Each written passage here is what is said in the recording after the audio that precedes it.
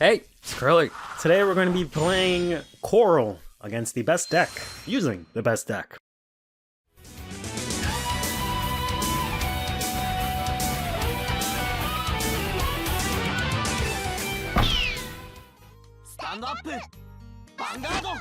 So, Coral is a deck from, like, set 2 or something like that of Vanguard 0, and it received some support in, I think, like, set 11 or something like that when Bermuda got another wave of support in G, and then now they've received, just like one card of support.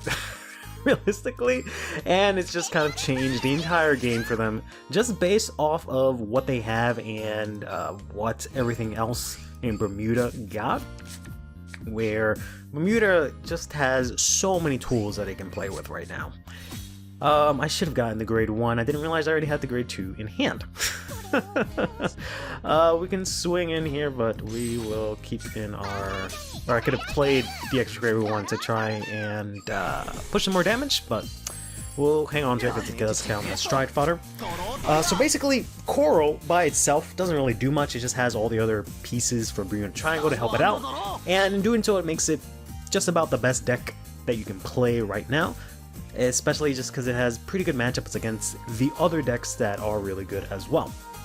I've played the deck quite a bit. I won't say that I'm an expert at it per se, but it is a deck that is rather easy and rather good to play, that even I, with my baby brain, can come here and explain to you guys. You are going to be playing max of all of the Coral cards, which are using a mechanic from back in the day. I forgot what it's called. I'm trying to say ride line, but that's not what it's called. Ride chain, I think it's what it was, where if you have the grade 1 and you ride it over a grade 0 for a specific line, then activate the skill that lets you search out the grade 2, and then so on and so forth. The grade 2 as a skill if you have the grade 1. Here in Coral, what it does is if you manage to have the... Let's do this, and put this into soul here. Draw 1, not exactly what I wanted. Let's go ahead and do this here. And perfect, just what I wanted. We're going to grab the grade 1 here. We're going to put that into soul. The skill of the grade 1, when you write it over the grade 0, you search for, I think, the top 7 for a Coral grade 2 or 3, add it to your hand. Then the grade 2 says if you have a Coral grade 1 in your soul, when this unit attacks and it hits a Vanguard, you can choose, well, whenever it hits a Vanguard and it's on Vanguard Circle, you can choose one of your front row rear guards, return to hand. If you have the grade 1 in your soul, you can choose a back row rear guard as well. And that's kind of like the epitome of Bermuda Triangle, at least in terms of 0 right now. It's just sort of what it's always been, at least early on, is just returning cards to hand, calling them out to get multiple attacks. Coral is very good at doing that with her strides, as well as her new grade 3, which I've been told is called just like stride bonus, because it has the same name as the original Coral, but it just has a completely different effect. 2 very good effects. 1, if you have 4 Corals in your soul, this card gets 2k, even during your opponent's turn, so it's a 13k Vanguard, so you just get free cross ride, which doesn't come up as much nowadays. A lot of things can hit over that, but it's still nice to have. Then it also has a skill whenever you play it or you stride with a Coral stride, you can put a card from your hand into soul, draw 2, and you get 5k based on like every 2 Corals you have in your soul or something like that. Let's go ahead and put in this girl, because her skill is automatic every single time. And let's go ahead and stride into this Coral by discarding this Coral. So you'll see the skill come into play in main phase, where you get 2 for every 2. Yeah, everyone gets 5k. Your frontal units get 5k for every 2 Coral in your soul. And we have this extremely broken stand trigger, which I think actually gets nerfed or something pretty soon. But it has a skill that says whenever it's in harmony, so if you play it and then you play something in front of it, at the end of the battle that it attacked, the boosted unit. Actually, no, I don't want to do that yet. Let's play this here. And don't use the skill, because that'll put it in grade 2, which is fine, actually. That wouldn't be that bad. We're going to flip one of our GRs, bounce this to hand to use our stride skill to put Coral from deck to soul, and then get a crit if we have 4 or more. Now let's go ahead and just go to battle here.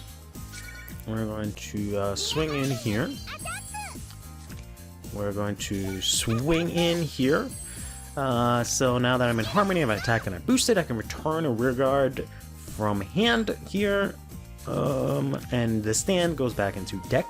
We're going to go ahead and play out the Charlotte here. Charlotte is a card from, again, back in the day. It doesn't even have GB1, but whenever it hits, you can go ahead and counterblast 1, return it to your hand, and call another card that it's not itself. So we can go ahead and call this out here. Could have done a couple of different things here. We could have instead called out the grade 3 Speak Up, and that could have reset this Speak Up, I believe. But we'll just swing in here, push him to 5, and if we hit a stand, then, well, we just be standing. Unfortunately, we hit another stand. I shouldn't put the power there. Not that it really matters. There's nothing I could have done with that stand, because there's no way that this can hit. So the most we can do is do this. We can return it to hand to put in another Coral, which might be not that bad, actually. Well, actually, I do have Strike Fodder, right? Yeah, so it's fine. Let's put this here, call it back out, refresh its on place, so we can draw a card here, and it's unfortunately stand, but hey, at least it didn't go, you know, wasted as a defensive next turn, and we can use it to put it back into deck, because we already lost 2 of them. But that's sort of the gist. You just have a lot of really strong tools in Bermuda that you can use now, and the fact that Coral gives your front row massive power buffs just makes it so much easier for their skills to go off, because that was the main issue with Bermuda, is that you had all the multi-attack and stuff, and you had resist and lots of ways to draw and like cycle and all these other things, but you didn't really have the power. And that's what Coral gives you. It gives you the power to your front row, so that they can just do all of their crazy wacky stuff, and you can just get away with highway robbery, because you now have the power to back it up. There's a lot of different ways to play the deck, with a couple of different options that you can put in your grade 1s, but in general the grade 2s I think are just about the same as what I'm playing, with some of the ratios slightly different. The grade 3s are also about the same. Some people play more of the Speaker. I'm playing a slightly more consistent version just because there were a couple of times where I just got grade stuck. Too many in a row. So I've added in the old grade 3 Coral here. That doesn't really do anything, but it's just a Coral name. So if anything, if I brick or whatever, I can get this, and I still have a Coral Heart and whatnot. And she also has a cross ride with the Stride Coral, which is kind of funny. Not that it really matters, but it can come up, I guess. And then the G Zone is just Bermuda good stuff. There's a lot of stuff here that's pretty good, and then you just mainly run the Coral stuff, because of course you're using Coral and you can make use of it. The first Coral Stride that I use is pretty simple. We counterblast 1, return, or counterblast 1, flip something, soul charge 1, return something in hand, up to the same number of Coral, and nope, sorry, that's the wrong one. I was gonna say, that doesn't look right. This one. If I call up a Coral Heart, flip up a Coral, return something in hand, put any Coral from deck to soul, then everyone gets 3k, and she gets 10k, and if you have another Coral, if you're 4 in soul, she gets a crit. Fortunately, we couldn't get any defensives from all the drawing we did, so we're just gonna get washed out by the other best deck in the format. So let's go over the deck now that I'm not getting pounded by Gear Chronicle. As mentioned, we're playing the Coral Ride Chain from way back when. This, when you ride over or when rode upon by the grade 1, you look at top 7, you can add either the grade 3 Coral or the grade 2 Coral to your hand. If not, then you call this out. If it's rode on by any other card, you call it out, so it's a forerunner. Otherwise, it stays in Soul, which is very good for you. The grade 1 Coral has the skill. Whenever you have the grade 0 in Soul, she gets plus 10k, so she's an 8k. Not that that really matters too much. Then, when you ride over it with the grade 2, you can look at the top, or sorry, when you ride over it with anything that is not the grade 2, you can look at the top 7 to look for the grade 2 and then ride it, so it fixes your ride. If you then ride the grade 2 finally, she also gets 10k in Soul if you have the grade 1, and when it hits in a Vanguard on Vanguard Circle, you can return a card from your front row to hand, and if you have the grade 1 in Soul, you can return a back row as well.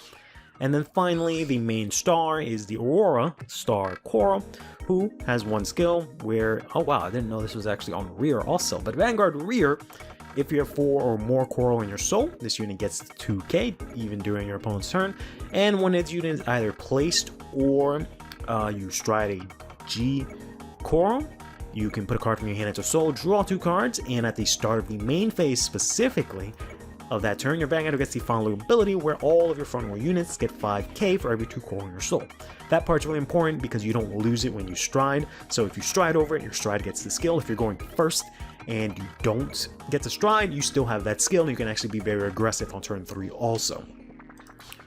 Going back to the graded ones, as I mentioned, I'm mainly playing a sort of more consistent build, so we're playing 3 of the Lauraka, Faithful Follower Lauraka here, who has 2 skills. When it's returned to hand, you can put something else that's not her from hand into Soul, have a Coral get 3k, and if it had gotten 3k, you can countercharge draw, put a card from your hand into Soul, and if you have 4 more in Soul Corals, you draw another card. So you can use this. I don't often use this skill as much because I don't need the countercharge, and usually there's too much other stuff going on where it's like, lady, not now. come back later. Now's not the time. I don't need the 3k. I don't need cards. But most times I usually probably did. Like that last match, maybe if I had drawn a couple more cards, I would have been in a better spot. Then it has the second skill that says, while playing the cost for stride, if your Vanguard is Coral, she counts as grade +2, so she's your stride fodder for the deck. Then we play 2 of the Admire Successor Lyrica here. For the most part, the grade 1s are exactly what I'm listing here. It's just usually this grade 2 slot that's something different. I'm going for the more consistent build, where we're playing the Lyrica, who just says, on place, you look at top 5, add a Coral from those top 5 to hand, and then you put a card from your hand into Soul. So this lets you search out your Corals, fill up your Soul, which is kind of whatever, but it lets me just search out for the grade 3 if I miss it, right? Because the other grade 2 doesn't do the work exactly the same as a Stride Fighter, where it also lets you discard and, get the card. So we have to play 2 different cards to achieve the purpose of one Stride Fighter. Then it also has a skill in Soul, where if you have a grade 3 or greater Coral, put a grade 2 or greater card from your hand into Soul to add this to your hand and then call it, and one of your units gets 2k, and then that will trigger this skill again. I don't really like this card too much because every time you play her, you have to add a Coral to hand and you have to put a card from hand into Soul. You do not have the option to do that, so that's why once I'm done and I have all my Corals and whatnot, I just get rid of her as much as I can. Then the grade 2s are, again, pretty standard, just do ratios a little bit differently. I'm playing an extra copy of the light blue Heartbeat Mitroya.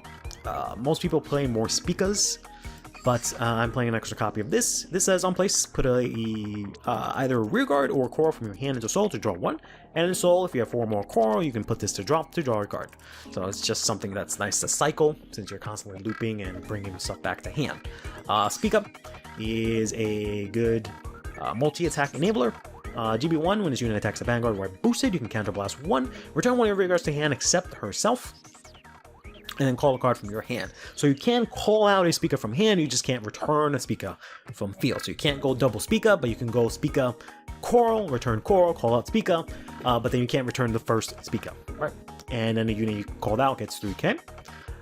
Then we're playing 2 of the Pretty Celeb Charlottes. This card is very good, especially early on, to put in a lot of pressure on your opponent. That's one of the things that makes this deck really good, is that even on turn 3, if you go first, even on turn 2, you can still put in a lot of pressure on your opponent. When this unit attacks a Vanguard and it hits, you can counterblast 1, return this card to hand, and then call something else from your hand to open rearguard circle. You just can't call her again, so you can't just loop her. This is made really useful and really powerful thanks again to Coral giving your front row such a massive buff, so whatever you call out, it can actually hit, as well as Charlotte can actually hit because of the fact that she'll have the boost, so she can hit unboosted. You can call something else on top and then swing it with a boost. Then, of course, we got the Coral. This is grade 4, max copies, just to make sure we get everything that we need in Soul, and so on and so forth. We play 4, of course, of the Aurora Star Coral, and I play 1 copy of the Shingala Star Coral. This is actually the rank reward.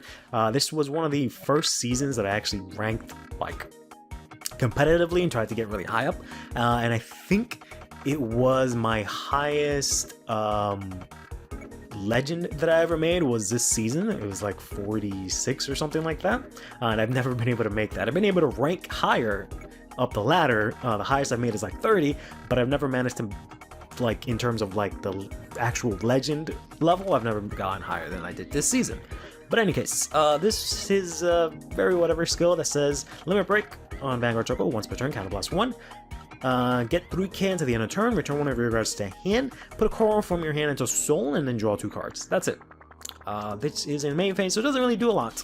To be honest, again, we just have it for consistency. You probably really want to just be playing 2 copies of Spica instead. The grade 3 Spica, Sparkle and Heart Spica, who has Harmony, and then has on Vanguard and Rearguard Circle GB1 during the battle phase. When your other Rearguard is placed, that unit and this unit get 2k into the end of the turn, so that helps you add on to the power of the units you're playing out. But mainly, and as the skill here, we're on Vanguard and Rearguard Circle. When this unit attacks a Vanguard, if you are in Harmony, you can Soul Blast Counterblast 1 to return one of your other Rearguards in Harmony to your hand, call a card other than Spica from your hand. So this is sometimes a little bit tricky. I kind of miss the activation for this, so this unit has to attack a Vanguard. Doesn't have to be boosted, just has to attack a Vanguard, and it has to be in Harmony. So that means that you played Spica, and then you played a unit behind it so that they're both in Harmony, or you already had a unit that had Harmony, and then you played Spica in that same column, then they both become in Harmony. That's how that works. And then you can counterblast, Soul Blast 1 to return another Rearguard in Harmony. So it's the same thing in the other column. Either they have Harmony and then another unit was played in the same column. That's how you activate Harmony. There's already a unit with Harmony, and then you play it in the same Harmony column, then they become in Harmony. Not the other way around, right? So if you have, let's say, Spica and a Coral, grade 1, if you play the grade 1 and then the Spica, they're not in Harmony. If you play the Spica and then the grade 1, they become in Harmony because Spica has Harmony. She sees something was played in the same column, then they become in Harmony, right? So that's how that works. So you have to make sure that everything is in Harmony, which is why a lot of people play a lot more Harmony cards as well, especially in the grade 1 slot, just to make sure that this can go off. And also for the Stride here, one thing I forgot to mention, that's also why I'm playing the Harmony PG, the Miracle Twin Tail Wids here, who has the skill, of course, when it's a PG and your Vanguard would be hit. If you would lose, if the Vanguard is hit, you use this as a perfect guard, it guards perfectly. It also has Harmony, and then at the end of the turn, when it is in Harmony, you can discard a card from your hand and return it back to your hand. So you can use this just to get your Harmony for your Spikas, but also for your grade 2 School Student Counselor President Alk here, who also has Harmony. Has a skill on Vanguard Circle once per turn, counterblast 1, and G Persona Blast. Turn 2 rearguards with Harmony to your hand, and get the following ability to the end of the turn. When this unit attacks, you may return your rearguards up to the same number of cards face up in your G zone, plus 1 to your hand, and then you call out 2 cards, and everything that's in Harmony gets 5k. You can throw out like both your PGs or something like that to make units that are in Harmony and make sure your columns hit really well. I think this is a little bit better in other builds and other specific situations for this build, so I don't really go into this because I don't play as many Harmony cards. The only other Harmony cards I play, of course, are the Dreamer Karuk here, who is just so strong. Who would have thought a mermaid eating bread underwater would be so powerful? She has Harmony, and then she has on River Circle GB1 at the end of the battle that this unit is boosted if it is in Harmony. So again, if you played Crook and then played something in the same column, they become in Harmony. Or if you already had something that has the Harmony skill and you play Crook, then they become in Harmony in the same column. You return the stand to deck, you return Karuk to deck, then you return any rearguard, doesn't have to be the one boosted, any rearguard to hand, and you call out a card. So you literally pick up a card and put it right back if you want, or play something else. So it just resets one of your attackers, which again, thanks to Coral, means that they can swing in, because they'll usually be swinging for like 19 or 20 or something like that, right? The strides, typically what you want to go into is the Arcadia Star Coral. She has the skill that lets you, if you have a heart card, you turn your coral face up. So it sets you up for the late game to finish up with the other coral stride. But you flip up a coral so that you can then return something to your hand. Then you take a card from your deck, put it into a soul. And if the number of corals... your rearguard is equal to the number of coral you have in your soul, gets 3k, and then if you have 4 or more corals, she gets a crit, and she also gets 10k as the first part. So you just use this to push on your first turn. Usually, sometimes I can even end the game on that, and my opponent is unprepared. You want to flip up the Frontier Star Coral, who says when this unit attacks, you can counterblast 1 turn card face up in your D zone. You flip up another copy of herself, and you soul charge 1, and you may return rearguards up to the same number of coral in your soul to your hand. This unit gets 5k for each unit returned to hand by this effect until the end of turn. And then if you have 2 or more face ups, that's why you want to flip with the other stride and then flip with this stride, you can then draw and call 2 cards. And then at the other turn, you put a grade 2 or less coral. You put 2 grade 2 or less corals from your drop to the bottom of your deck. Since you go through your deck pretty quickly, that does help a little bit. So that's mainly the game plan. You go into this, flip the other coral, go into this coral, flip the same coral, and then try to end out the game with the multi-attack that way. You can also then, of course, combo in that with your other multi-attacks with the Karuk and the Spica and so on and so forth. That's all that really matters for the G-Zone, is just the corals. I even think I need 4. I just really like coral, so I have 4. And I got the wedding one because she looks really cute. You can go into the Olivia as well. It kind of does the same exact thing, to be honest. It just doesn't give the power from the Coral Stride, which can throw off your numbers, but does get a crit, and it's something you can fall back on. We have the And here, Perfect Performance And, which is a very good stride for all of Bermuda. It just says GB2, Counterblast 2, and flip anything face up, and you just return anything on board to hand. Just return everything. And she gets skills based on what is returned to hand. If it's 5 or more, you draw a card. If it's 7 or more, she gets the ability where she can draw and get a drive +1 when she attacks, and you can return your opponent's rearguards also. I don't know if this chooses circles. Yeah, it chooses circles, so it even gets through resist. So you can just bounce your opponent's whole hand back to their hand, as well as your own units. So that's just very strong in some situations. And I also think this gets through lock, because you're targeting the circle and what's on the circle and returning it to your hand. So it's very nice to just have one of these just in case something like that comes up. But alright, that does it. Let's go ahead and jump into another match. So I'm expecting to see a lot of Coral in the World Championships. Actually, not the World Championships, the Open Qualifiers, as well as Gear Chronicle, because those 2 are the best decks right now. Presumably, if things are right, in May we will get the choice restriction / nerf, or one of the 2, for both of those clans, because they're just extremely powerful for Gears and for Coral. But even through that, I think even through that, I think they will still be played in very high quantities, because they're still very powerful. So it just brings it down to the level where everyone else is, right? So we are playing against Rocket Regulars here, who is an okay matchup. I think we are going first. We kind of need our PGs because of the way this deck works. We can play it risky here and get rid of the Charlotte, and get to Coral. Should have kept the Charlotte, but alright, that's just how it be. Let's see what we get. We got another grade 1 Coral and another PG. Alright. That's fine. I regret not keeping the Charlotte, but it's fine, because we could have gotten in a little bit of extra attack. Let's just add another grade 2 Coral while we're at it. Get them all out of deck, because they are pretty vanilla outside of your turn 2.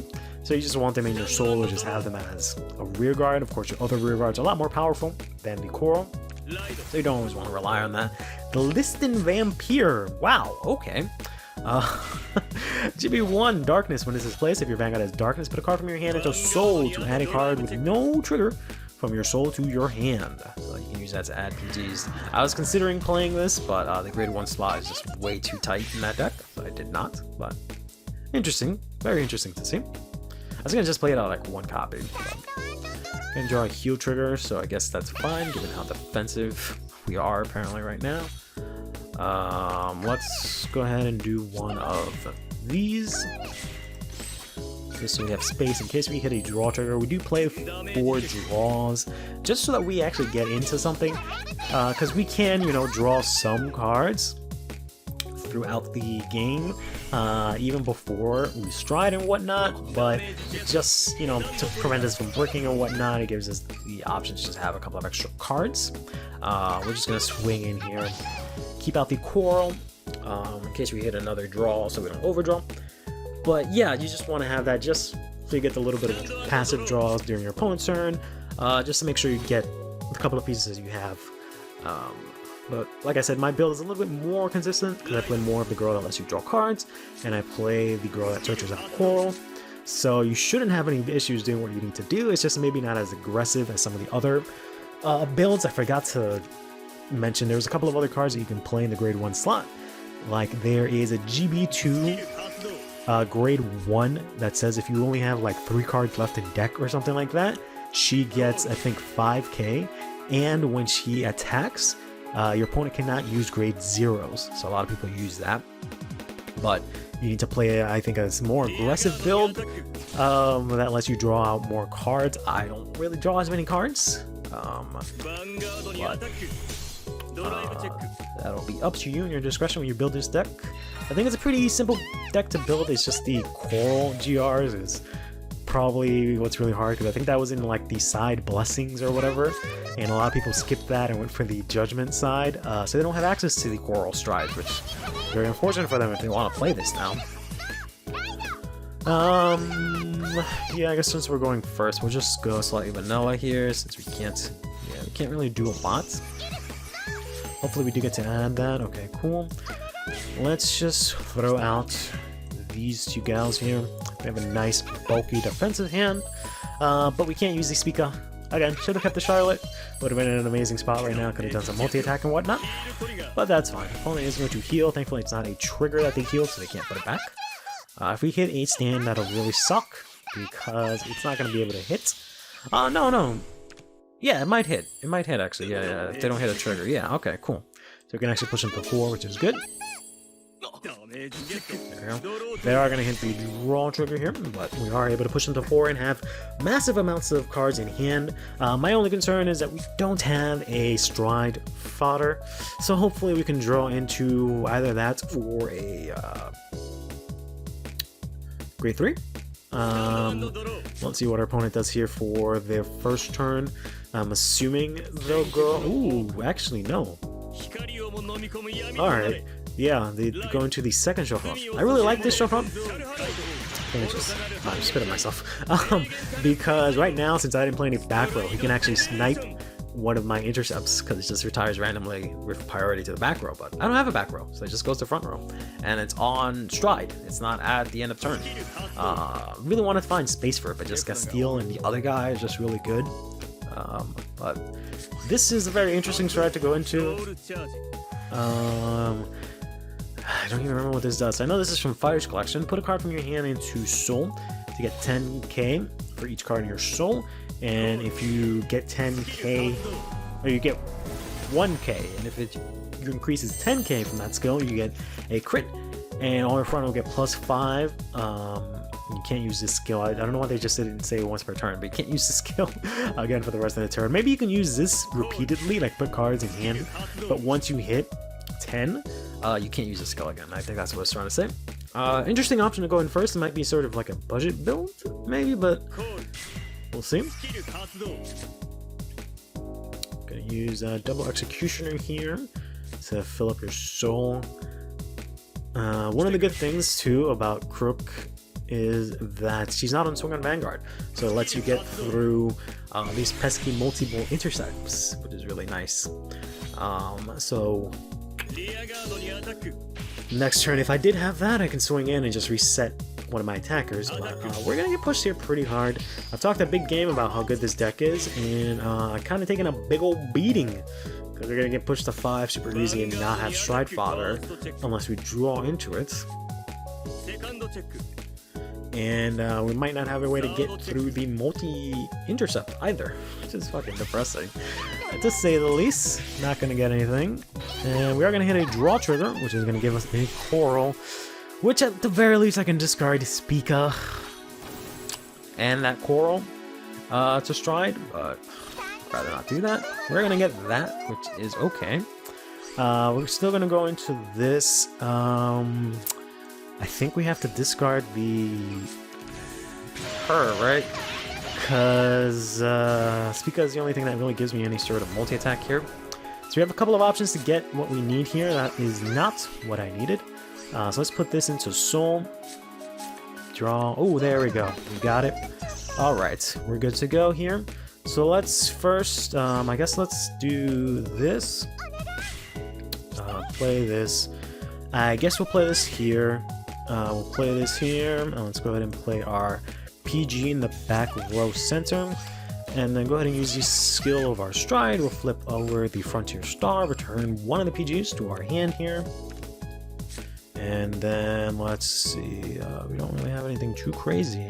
Who is least useful? You, I guess, because you're pretty obnoxious. We have just enough corals to use the skill, might even have extra. So let's see what we want to do here. We want to swing in here and then swing in here, restand this. There's not really any ways that I can get a multi-attack here unless I get a draw, a stand trigger, right? I can't really see the lines. So we'll swing in here. Return this to hand. We would have been able to do it if they only had 2 intercepts, because then this could take out both the intercepts, but that's not going to work. We're just going to swing in there. We're going to use this to swing in here. And our opponent only has 4 cards in hand, so let's see if they have the PG here. Or if we can hit a stand. We're actually going to hit a heal, which is actually pretty nice. I guess put it here. Alright, we do not hit the stand, and they do have the PG, regretfully. They don't have a lot of cards in hand, and we do have several to guard with. We will discard the grade 0 heal here to bring back the PG, because it is a lot more useful in this matchup, because they do play your boy, the Baneful Repressor, so gotta keep that in mind. We unfortunately don't have any grade 3s, so if they go for the Gilles or the Charlotte Stride, we might be in trouble. Depending if they can get the soul, they're actually gonna go for the Blader Mouse. Blader Mouse. Blader Mouse. Blader Mouse. Which is okay, I guess. They don't really have any triggers in Soul. They have just 2. They're gonna lose 2 rears, so they're not really gonna get a lot out of this, regretfully. So thankfully, since I have the PGs, we should be fine here, because this is just gonna swing in, push us to 4. Luckily, they did have those 2 in Soul, otherwise my pseudo cross ride would have helped me. Since I managed to heal last turn, now I'm still at 4 because I hit another heal here. They're gonna swing in here, put the whatever they have in hand into Soul. Let's see what it was. They were holding. It was 2 heals. They're gonna put in those heals and everything that was in Soul. The 2 heals, 2 stands, and the 2 stands that were on board. To swing in here, unfortunately, the most they can do is push to 5 first. They're gonna lose a PG to the bottom. They do play draws, so they managed to get a card in hand here. As they push us here, we're going to whiff a stand, but they're going to be able to restand themselves with -2 drive as well as a critical trigger. I believe I am in heal guard range. Yeah. Now I might have to do the awkward thing where I use all my PGs to stride and close out the game, because they might have drawn out 2 PGs or something like that. Oh, never mind. We drew into our stride fodder. So now we can go into the Frontier Star Coral here. Very interesting way to close it out, but hey, I think I did all the coral things, so I think I'm fine. I got a pass. Alright, we got another PG. Let's put in the heal, I guess, in Soul. Draw hopefully 2 attackers. I mean, technically, yes. Let's see. What do I need to return to hand? She just gets 5k and a few... Okay, so I guess it doesn't really matter what I return to hand. So we can go in here, go to battle. I thought I had to return 2 or something like that, but I do not. So let's go ahead and return this. Boop. And then just call it out again. I could have called out the PG, I believe. And that actually would have been able to swing in here for the game. Let's go ahead and use our skill, flip over Frontier Star. So charge 1, return this to hand, draw into Grade 3 Coral, alright, that'll do. And call them both out here. And we don't want to use the skill because it'll eat the other coral that we have. We'll actually hit a stand trigger, which is kind of nice. Hit another stand trigger. Let's put it over here in case they hit a heal. And there we go. That's the game. And that's generally what you want to do, of course. It'll be a little more difficult to get through it. My opponent unfortunately just did not have anything on board. But yeah, Coral's good. Menacea is the best deck in the format right now. Either slightly under Chrono Jet or right in front of it. But in any case, till next time, take care of yourself. Play Vanguard. Have yourself a damn good one.